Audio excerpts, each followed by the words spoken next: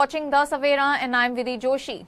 Tensions in Kathmandu exploded into chaos today as thousands of young protesters flooded the streets in one of Nepal's largest youth-led uprisings in recent history. Sparked by a controversial government decision to ban 26 major social media platforms and inflamed by growing frustrations over corruption and misgovernance, the movement, now being called the Gen Z Revolution, has become a defining movement in the country's political landscape.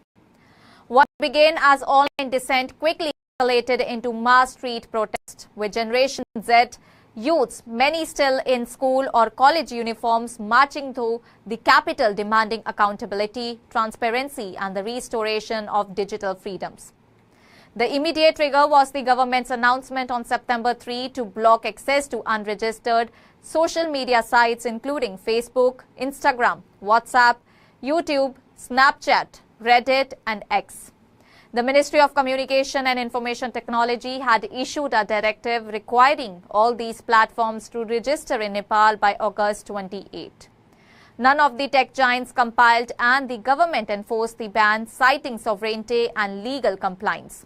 However, critics argued that the move was a blatant attempt to stifle dissent and limit freedom of speech.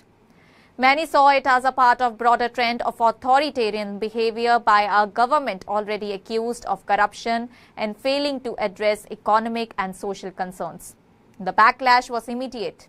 On Monday morning, protesters gathered at the Metigar Mandala holding placards that read, "Independent voice is our right and where has the taxpayers' money gone?"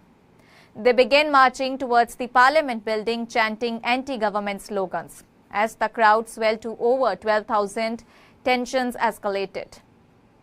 Protesters broke through police barricades and stormed into the restricted area surrounding the parliament, breaching gates number 1 and 2 in what officials later confirmed was the first even intrusion into parliament premises in Nepal's history. The security response was swift and forceful. Police deployed water cannons, tear gas and eventually live ammunition to disperse the crowds. Protesters retaliated with whatever they could find: tree branches, water bottles and raw determination, turning the streets around the parliament into battlegrounds. In all these chaos, at least 9 people were killed and over 100 were injured, many of whom were rushed to hospitals, including Everest and Civil. First aid camps were quickly set up by activists at Metigar to tend off the wounded as images of injured youths and clouds of tear gases began circulating online, despite partial internet blackouts. In response to this violence, Kathmandu's Chief District Officer Chabbeali Rejai imposed a curfew under Section 6 of the Local Administration Act. From 12:30 p.m. to 10 p.m. on Monday, all the movement and gatherings were banned within key areas including New Baneshwar, Min Bhavan, Tinkune and many others. Security forces were ordered to shoot at sight anyone found engaging in vandalism or entering high security zones like the residence of Prime Minister, President and Vice President. Despite all this escalating crackdown, Prime Minister KP Sharma Oli defended the government's actions. Speaking at a convention of the ruling Communist Party of Nepal, he claimed that the ban was not about censorship but about upholding national dignity and sovereignty. He argued that multinational tech companies must respect Nepalese law and that preserving independence was more important than the job losses the ban might cause. How can it be acceptable to defy the law, disregard the constitution and disrespect national dignity, independence and sovereignty? Oli asked.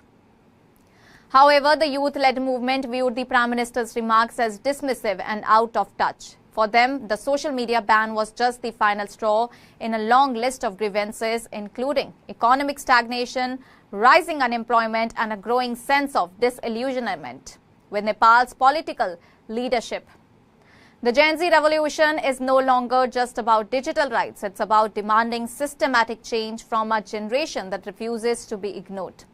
As the curfew remained in place and tensions simmered across the city, neighboring India also increased border security, with intensifying surveillance to prevent the unrest from spilling across. The days ahead remain uncertain, but one thing is clear.